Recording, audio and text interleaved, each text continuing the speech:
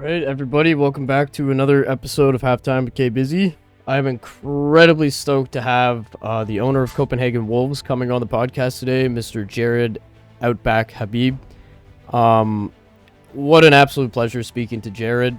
Very down-to-earth guy. We had a great conversation today about kind of the past of Copenhagen Wolves, how he acquired the Copenhagen Wolves, and plans for the future with Copenhagen Wolves. And he's very well-spoken, very professional. If you ask me, a guy like Jared, with the mindset that he has the ability to take a team and bring them to do amazing things. I don't want to blab too much here and make a really long intro, so I'm just going to get right into it. I hope you guys enjoyed watching this as much as I did recording this with Jared. It was an absolutely amazing time, and for a young man at the age of 23 to do the things he's doing and has done already is absolutely amazing. So thank you all for tapping in. Enjoy the episode. What's up, brother? Hey man, how's it going, dude? Good, bro. All right. Yeah, a couple hiccups there with our schedules overlapping, but I appreciate you taking the time to. Yeah, dude. I'm sorry. Hey, A lot no, of that is all good, on man. me. No worries at all. No hate at all, man.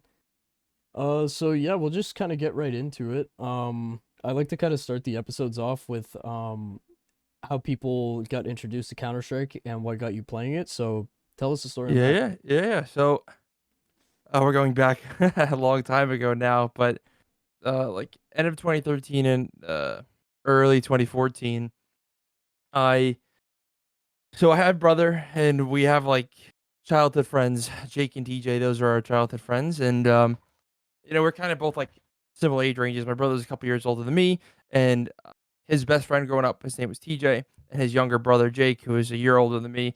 We were really good friends, kind of growing up. So we'd always play some video games together. Kind of, would always play like Gary's mods and Dark RP. That was kind of like our thing back in the day. And one day they were like, "Hey, you gotta jump on Counter Strike." I was like, "What in the world was Counter Strike?" Like at that point, I really didn't hear too much about it. Didn't really put too much time into it, etc., etc. Um, I kind of heard about some of the games like in the past, like Source and stuff like that, but never really took the time to actually play like CS:GO.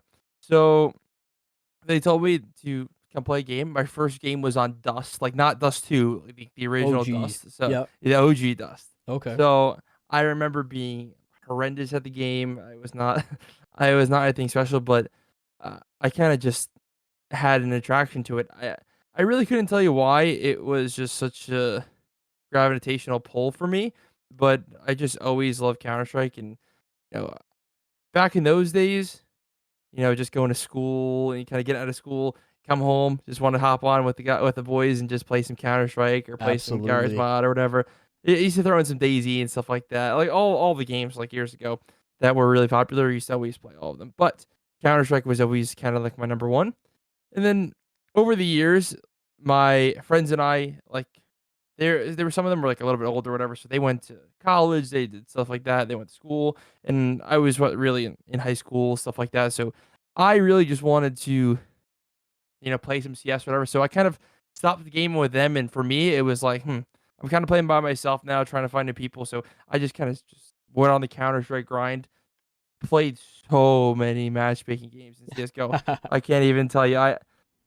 I put so many hours into it, and for me, that was really where like the love came in. I just kind of devoted all of it to it. Played in all like the CEVO leagues and ESCA forever. So that was kind of just like my big thing. But for me, when it comes to Counter Strike, I got that one lucky game of Dust that kind of got me hooked, and from then on out, I guess I was kind of just the Counter Strike kind of just became my mainstay. And now I can't believe time goes so fast because we are over 10 years later, pretty much now. 10 years later, and quite an accolade you have under your belt now that we'll get into in a minute. But yeah, like I talked to my friends about like Counter-Strike and whatnot. Like I made a lot of friends over Counter-Strike over the years. I've been playing for almost 10 now. I'm sure can relate to that as well. And Counter-Strike is just one of those games where for some reason over any other game, Counter-Strike reels you in, and I swear it's like a for life thing. Like Absolutely. it's crazy how it does it. And I want to take an apology in advance because I'm kind of sick right now, so I kind of sound nasally. I might cough a little Oh, bit, so that's no apologies worries. on that. But when you started playing Counter Strike, what were your initial thoughts? Like, did you see this game as a way to kind of get away from real life for a little bit, kind of, something to fill your spare time, or did you see a vision with this game and the direction it was heading? Like, what were your thoughts on Counter Strike when you first got into it?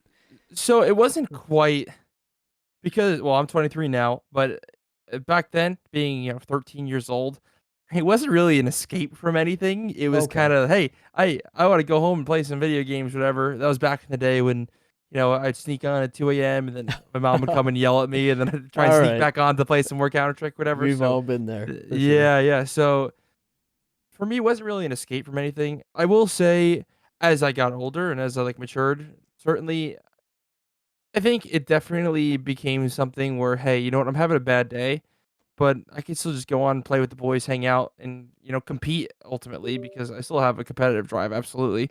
Um, that was always something that just kind of just drew me in, but less of escape from reality. For me, that's golf now. Golf is my Okay. Hell yeah. is my second love, but um, as far as escape from reality. It never really was that because I would say Counter Strike became part of my life rather than an escape from something. Okay, that's fair enough. Due to the age and everything, I guess it's a little Yeah, bit yeah, different yeah. there for sure. So besides Counter Strike, you're very interested in Rainbow Six Siege, League of Legends, and Overwatch. I read. What was it that made you lean more towards Counter Strike rather than one of the other games, especially into an entrepreneurial profession? So the well for me, when I thought of Copenhagen Wolves, it was for Counter Strike purposes. I'd watch the games growing up with you had Device, Dupree, like all these huge stars who weren't really stars at that time. They were obviously known in the industry, but became, who they are today. But for me, I was never really big into League, Siege, and Overwatch as far as from a player's perspective until the last couple of years. I had a teammate in my ESEA season a couple years ago who was a former professional Rainbow Six player. So with him, I kind of played some games. But before that, I played a fair bit. We also played some Overwatch 2, but I never really was I wasn't ingrained in the scene as I was with Counter Strike because Counter Strike was by by a wide margin the game that I was playing. The alternative would be me playing NHL or Madden or something like that, kind of on a Okay, PlayStation or something like that. But for me, as far as a competitive scene, the most important aspect to me was Counter Strike in the beginning. I think it's a big scene. I think it's thriving. I think there is a lot of good stuff in the Counter Strike scene right now, and I think there's a lot of viewership. I think there's a lot of people playing the game, but that's not to say that I wouldn't expand into other games. But Counter Strike was certainly the primary focus in the beginning because that's where my love for the game came from, and that's where my love for Copenhagen Wolves came from. That's all through kind of Counter Strike, watching that history, and what kind of drew me to it in the future, or to where we are now, like moving forward. It for sure. was the fact that I got to watch these legends who were kind of more idols in the past, or people. You're 14, 15 years old. You kind of look up to these people. You want to be those kind of people or be in that Absolutely. industry. So that's what drew me to it, and that's why it's the game that we started with. And I think while Copenhagen Wolves was known a little bit for some of its league presence, for sure, I think Counter Strike is where it had uh, kind of the most kind of aura around the brand. Okay, for sure. And especially with the launch of CS2, that kind of just opened the lifespan of Counter Strike up Yeah. completely. Like that kind of changed everything in a good way, of course. So the Copenhagen Wolves formed back in 2009 and had a very long run until 2016. Um, I'm not sure. Maybe you would know. It's probably a financial reason why they shut down back then. But then you came in and saved the day back in December of 2023. You resurrected the Copenhagen Wolves, and now you're the CEO of the team. What was it that made you want to bring back a professional CS team, and more so, what made you want to bring back the Copenhagen Wolves specifically? So there's a few reasons that I wanted to bring that back more specifically. A lot of the players on them were also people that I really like as I mentioned previously, idolized, looked up to, and always supported. I did also like that the organization itself maybe was kind of like an underdog in certain scenarios. They weren't always the favorite in a lot of games or whatever, and I think everybody loves like a good underdog story. And for some reason, you know, something just drew me to them. I can't really explain why, Like a gut but instinct almost, maybe? yeah. But when I was a kid, it was my favorite team when I was 14, 15 years old, kind of watching the scene occur. So I was, you can imagine, I was a little sad when they kind of ended. But to touch on that, I don't know for sure. But the previous owner, his name is Jacob Christensen. He's a lovely person. He's the one who I acquired them from, and so Jacob was one of the originating founders of Astralis. Oh, So wow. to to his credit, and he's awesome. So we want to shout him out as well. But Absolutely. for Shout out to Jacob, Jacob. he was one of the people who was the founding members in Refresh and also Astralis. So if you don't know already, Refresh is the company that owned Blast. So he kind of Oh, was one of the beginning founders of. He founded Copenhagen Wolves, and then Copenhagen Wolves kind of was like the I don't know. Astralis kind of became like the parent company after that. So he created Astralis, and Astralis became what it was. But Copenhagen Wolves was something he had originally. I can't say for sure why he uh, didn't keep both of them running, but I kind of assume the Copenhagen Wolves was kind of his introduction into the industry. Then Astralis was his kind of main brand. That's all to say he didn't have partners and stuff to do with it, and I don't know the scenario of that. But he was the previous owner of Copenhagen Wolves, and then he created Astralis and um, was a partner in Refresh and stuff like that. So um, I would imagine it's because Astralis became the giant that it is today, and this kind of became more of like his introduction. Rather than keep it for him as kind of almost like his minor league team, he kind of just took Astralis quite literally to the stars, as they say. and I mean, you got to look at it from a business point of view as well. Like, when you have, especially when you're tapped into multiple different brands and organizations, eventually, once the stuff that you're tapped into is taking off and doing well, the stuff that isn't really performing too well, unfortunately, there just kind of has to come a point where you just drop that and you got to put all of your energy into the stuff that's working, because Yeah, some of the times when you're putting your energy into the stuff that isn't working, you're missing the opportunity for the stuff that is working, and you're just missing opportunities there. So absolutely. back to coming from your point of view, what was it like trying to revive the team that was left disbanded and put in the history books? Was there a lot of roadblocks and hardships in the way while trying to single handedly bring back a team to the pro scene? Oh well, you know what? I will say this. Um, if you want to learn a little bit about how I actually acquired them, it's actually a little bit of a funny story. Back in 2019, I messaged Jacob Christensen on Twitter of all platforms, and I kind of just inquired if he would, you know, sell the organization because it's been dormant for 3 years already. I was 19 years old, wasn't really in a position to kind of act on anything. I guess I was acting a little bit I was a little bit, like, careless, I guess, just kind of just saying, like, "Hey, like, would this be something you would consider?" Just shooting your Uh, shot. yep, 4 years later, I say, "Hey, you know what? Screw it. Maybe we can kind of do something like this." I, shot him another message. Thankfully, the DMs were still open on Twitter with him, and he agreed, and a couple of days later, we had a deal in place, and, the ownership was transferred, and then the real hardship that I faced wasn't necessarily like the acquisition. Like as I mentioned, Jacob was awesome, and he's given so many pointers and helped me out so much with a whole bunch of information. Kind of when it comes to getting the Wolves up and running and stuff like that.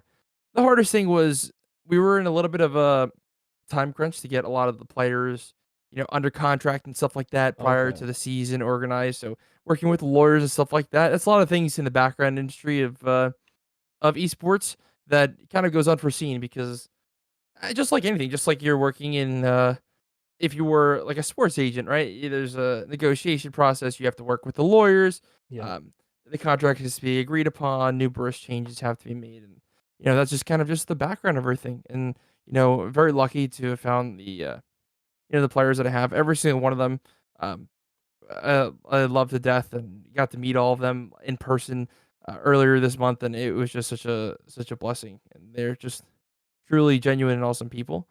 But the process, it certainly comes with hardships. There's certain things you're gonna have to overcome, and certain things you will have to um, combat in order to kind of get everything up and running. But hey, that goes with anything, kind of starting a business, and that's just the reality of when you wanna create something, you're gonna have to go through all of the tests, you have to go through the time crunches, you have to go through, uh, hard decisions, you have to go through negotiation processes, and, um, I think despite all of the hardships, um, the ability to cheer for something, the ability to revive something, and also the ability to bring back something that the community has wanted back for a while, um, really kind of gives you a good feeling.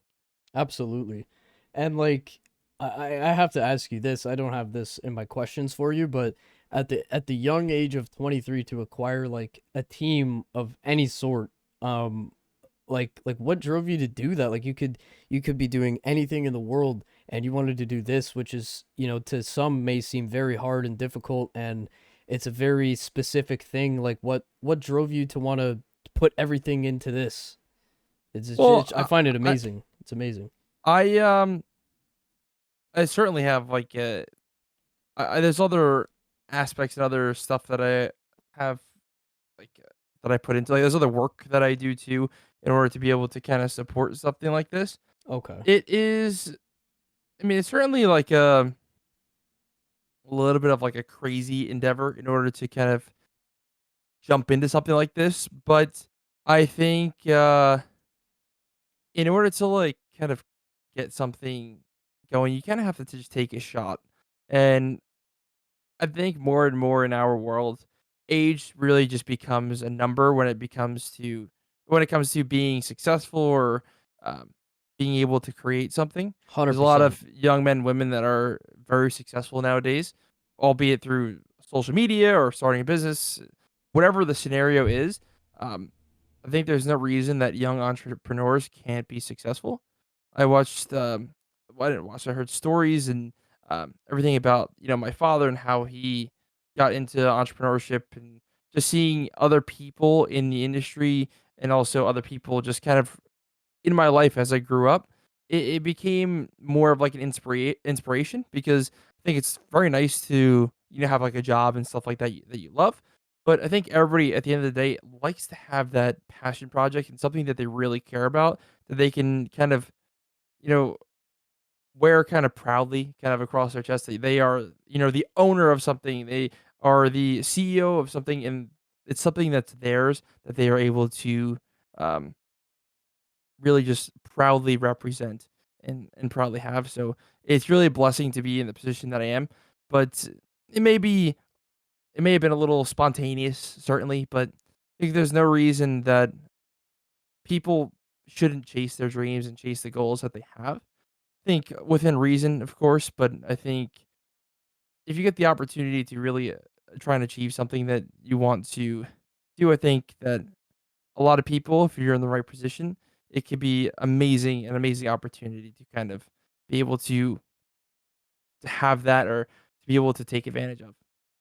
Absolutely. And it's a very courageous and inspirational take, especially from someone like yourself who's actually you've chased your dream, you've shot your shot, and you've reached your end goal. And I know there's still goals to meet with, like, I'm saying that you got your goal with the Copenhagen Wolves. There's still other goals I'm sure that you have in place, but to take your chance and shoot your shot and it works out, like I've done the same thing in my personal life, and I've had certain opportunities, and it just takes that initial, you just got to go and just chase something.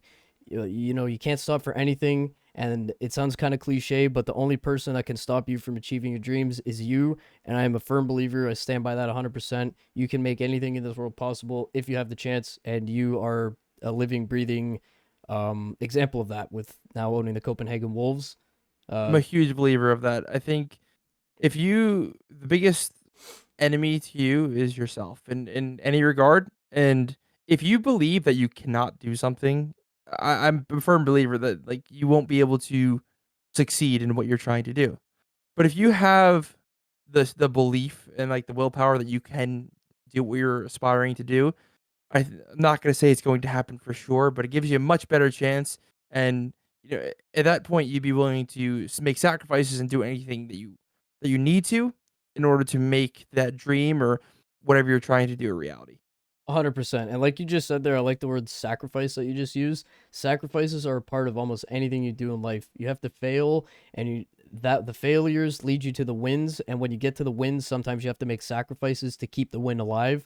I love what you just said right there. That It's was like amazing. Rocky. It's not about how Absolutely. hard you can hit. It's about how hard you can get hit and keep moving forward. So my Exactly. dad's always told that to me as a kid, and it's always stuck with me because you're gonna have bad days. You're gonna have some really bad days, but all of those bad days are gonna lead you to some super bright days where it wouldn't have been possible without those hardships and those bad days. Because it's truly a blessing, and I'm blessed to be in the position that I am to have the organization that I have.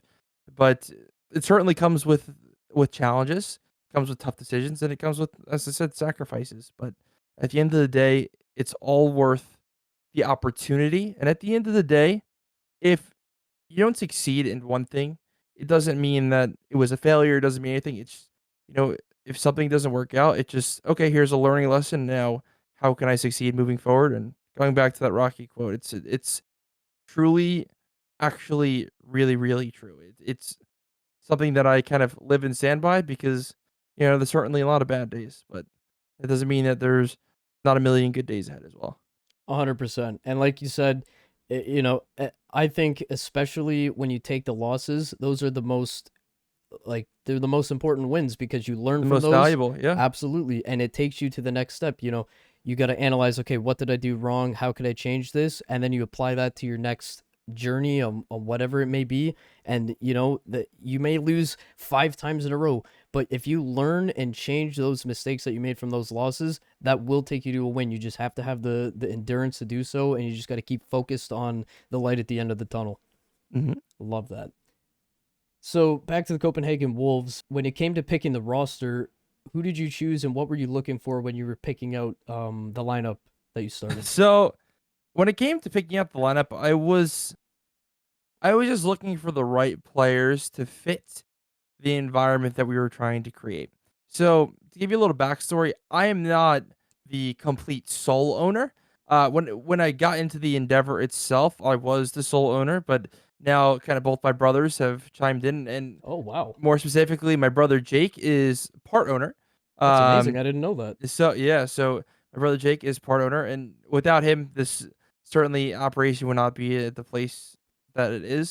So Hats he's off been to a major Jake. help. Yes. So but when it comes to the organization itself, um, when it came to picking the players, I just wanted the right players for the family environment that we were looking to have. You know, Okay, if you were to look at the social media platforms and stuff like that, it's all, we're all kind of goofing around with each other, whether it's making fun of each other, etc. We have such a good relationship.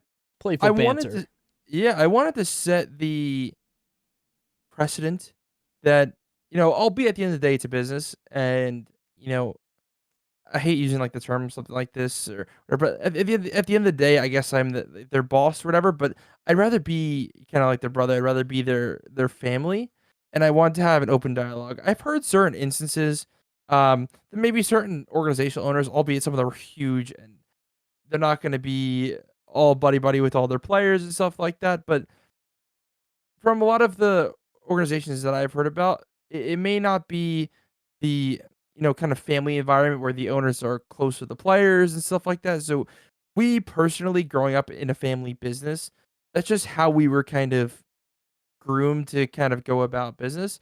So we wanted to form a tight bond with our players, support them in any way they can, and kind of just become a family. Like something So when it came, organic. yeah, Okay, so that's I important. think I think you want to also enjoy coming to work every day and stuff like that. So I think setting a good background there. So when it came to creating the players, we're in a little bit of a kind of a quick turnaround in order to get them all set up and stuff like that. But the scouting process and stuff like that was actually relatively fun and it was certainly fruitful. But when it comes to getting the players, we I really just when going about talking to them, just look for the qualities that we kind of wanted to create the business upon.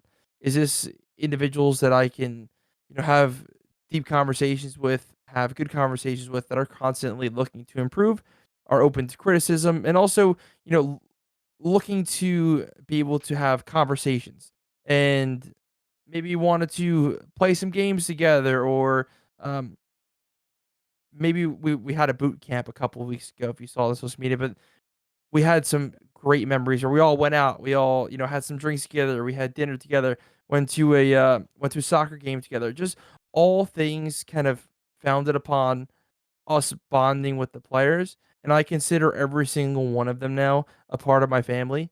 No matter what happens, no matter down the line, years from now, if anything changes, at the end of the day, I've expanded my family and I've gotten several people that for the rest of my life have given me, a lot of meaning and a lot of tremendous value. So to them, you know, I owe them a lot of gratitude because they're giving me the opportunity to actively realize a goal that I've had, forever. So, but when it came to them, like I said, I don't know if you ever seen the movie Miracle. He says, "I'm not looking for the best players. I'm looking for the right ones." And it's about the 1980 hockey team with the U.S. against Soviets. And Okay. obviously, we're looking for great players. But a famous quote is that they're not looking for the best players, they're looking for the right ones. We wanted the players that fit the roles that we needed, um, fit the organizational goals as well, and the ones that we thought um, are willing to grow, willing to take criticism,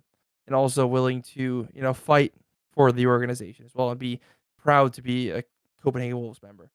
Absolutely. And like you said, it comes business is first and foremost, business is business, but arguably just as important is what you were leaning into there was the chemistry of the team and being friends with each other and considering each other family. I think that's arguably just as important because like you said back to going to work, you want to come to work happy, you want to look forward to work. You don't want it to be one of those things, ah fuck, I got to start today, you know what I mean? Yeah, It's so important to be bonded as a team because at the end of the day you're a team, and if the teamwork and the friendship and if people getting along, if that isn't there, like that's the number one thing. Without that, the team breaks and falls apart string by string. I think that's yep, really important and really really impressive that you're on that kind of term with the players and everyone's on the same kind of page there. That's very important. I like that a yeah. lot. So Thank you. absolutely. So for the future of the Copenhagen Wolves, what do you think the future holds for you guys? What is the goal for you and the team when re-entering such a highly competitive professional scene? Oh well, yeah, boy, is it competitive. But the goal is always to be as successful as possible. But um, you have to kind of manage expectations and kind of take it one step at a time. I'm not necessarily a huge long-term goal person. I don't like to set unrealistic goals.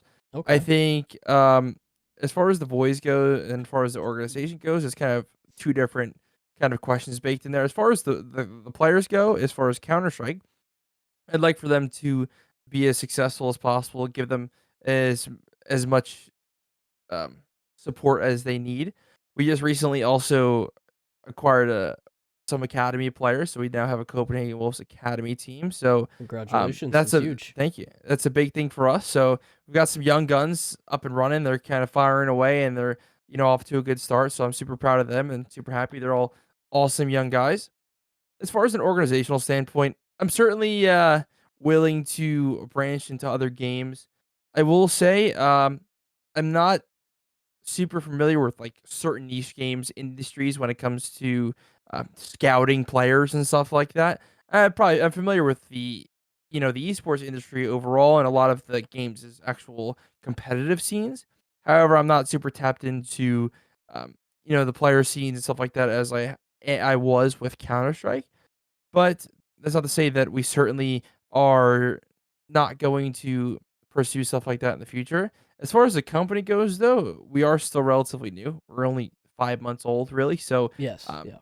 I'm proud of what we've done in the 5 months as far as getting the organization running, um, growing as much as we have, and getting the success that we have.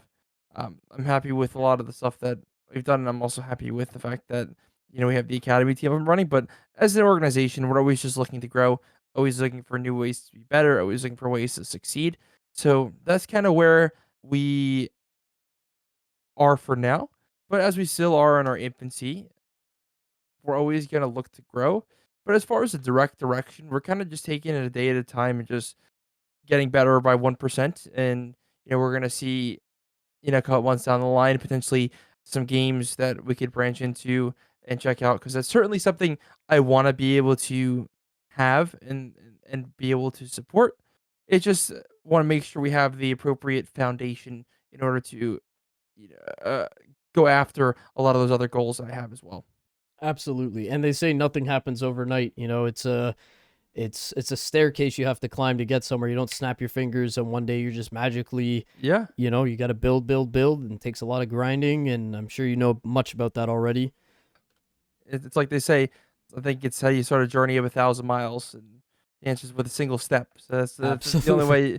You got to go step by step, and happy to be along for the process. It's just it's truly amazing because I although you know i at the end of the day, it's not always about when you're losing. Obviously, you want to win, but I'm trying my best to just appreciate every day that I'm actively living a childhood dream of mine.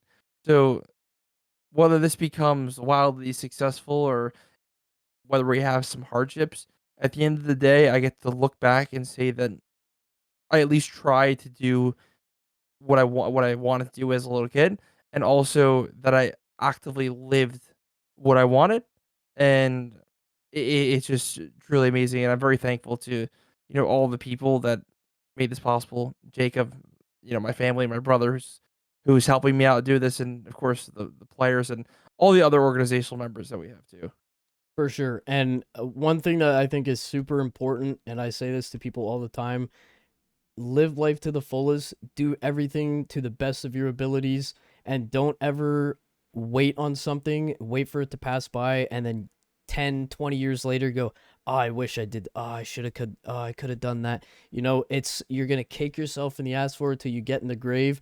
And I just think it's amazing what you've done. And like you said, it was a dream as a kid, and now you're actively living in the moment. And when you get old, whatever happens to the Copenhagen Wolves, hoping the absolute best, but you can look back on it and go, I did that, and that's something not a Absolutely. lot of people can do, and not a lot of people can say or relate to that, but you're amongst some of the few people that can, and I'm sure that's an absolutely amazing feeling. It's amazing. So, while it's not, some certain successes that a lot of people have had, some great aspirations and achievements, but for me, something I always wanted to do. So, being able to live that or be able to be living that right now, is nice to take a step back and kind of just realize that while I'm currently living that, let me enjoy this moment, kind of thing, or let me enjoy what's currently happening.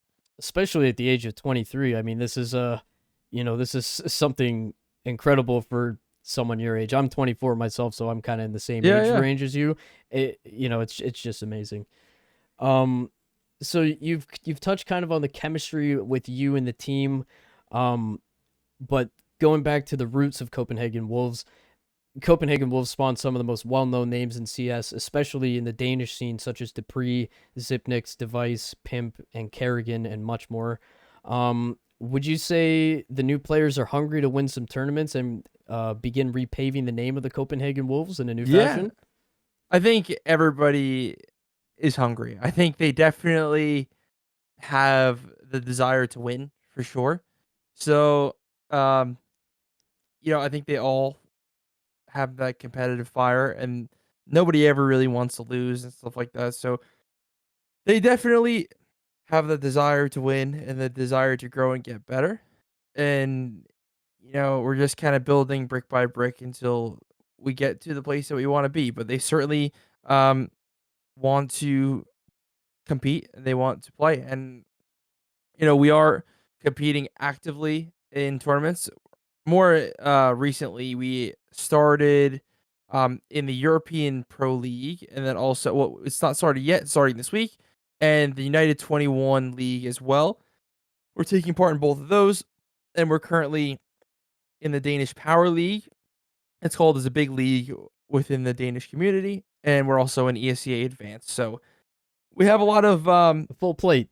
yeah, we do definitely have a full plate. So we are actively competing. Yes, we just came back from our first LAN event, Game Box, where we were a quarterfinalist there, and yeah, we're definitely competing as much as possible.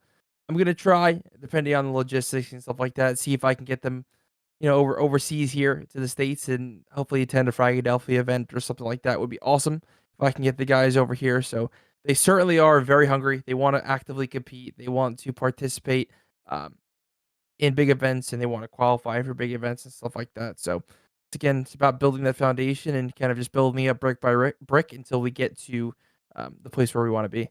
So that's pretty much all I had for you. The last part of the podcast, I like to leave the guests to take the floor, share projects they're working on, or shout people out for the final message. So feel free to take the spotlight and tell the people a bit about something you might have going on behind the scenes or anything you might want to share.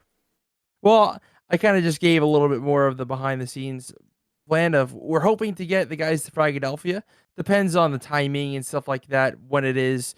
If we can get visas for everybody to come to the United States, but that's certainly a goal of ours. In the future, hopefully we can, have some successful teams. The academy team does well, etc., and hopefully we can expand that out into a few other games. As far as which games yet, I'm not so sure. We're kind of just doing some back end research slowly, kind of just taking it step by step. But as far as the Wolves go, I am just one man. None of it's possible without the players, without my brother Jake, and none of it's possible without Em and Jay, who's our caster, and also all my friends and family who've supported me throughout this whole process. So they deserve all of the credit when it comes to this because they are one the people who had made me the person that I am, and two of the people who support me, and also three of the people who are currently and actively helping me out in this process. So to them, goes all the credit. For me, for anybody watching, for whoever does, I'm actively living my dream and being able to own an organization. And for those in the Counter-Strike scene, I'm sure there's some of you who want to be professional players, some of you maybe want to be organization owners, maybe be coaches, whatever the scenario is. As we talked about today, whatever your goals are, just chase after them. And if you get that opportunity, make sure you capitalize on it because a lot of the opportunities that you have are once in a lifetime. And unfortunately, a lot of times we don't realize that we have the opportunity until it passes. So, I think to say, always be sharp, always be um, cognizant of what is in front of you and try and capitalize on all your opportunities. And I just want to say thank you to you for having me on. It's been an absolute pleasure. I had Dude, it's a actually, pleasure I had, myself. I'm I had so grateful much you took fun. this time. Absolutely. So, thanks for joining me so late at night. I apologize for any of the scheduling No worries, conflicts man. that we had, but it's been an absolute blast. But like I said, just make sure you chase your dreams, and hopefully, if you have a right mindset, those can come true. All right, guys, that's pretty much it for today. Like I said in the beginning, Jared was absolutely amazing to speak to. He's so professional with how he speaks, and you can tell by his mindset that he is ready to do great things with Copenhagen Wolves. It is a very well-known team that spawned a lot of players that we touched on toward the end of the episode. He's got his mind and his heart in the right place with this team, and having the right mindset and having the heart and the drive and the passion to do something like Jared does will take someone incredibly far. I wish Copenhagen Wolves and Jared and everybody involved with the whole team absolutely nothing but the best. Thank you guys very much for tapping into this week's episode. I appreciate you all. If you have any suggestions or feedback or criticism, please feel free to leave them in the comments. I do not take offense to stuff like that. I value criticism because it helps me learn where I'm lacking and where I could be picking up on the podcast and making it better. So thanks everybody once again for tapping in. Make sure you like, comment, subscribe, all that jazz. And till next time.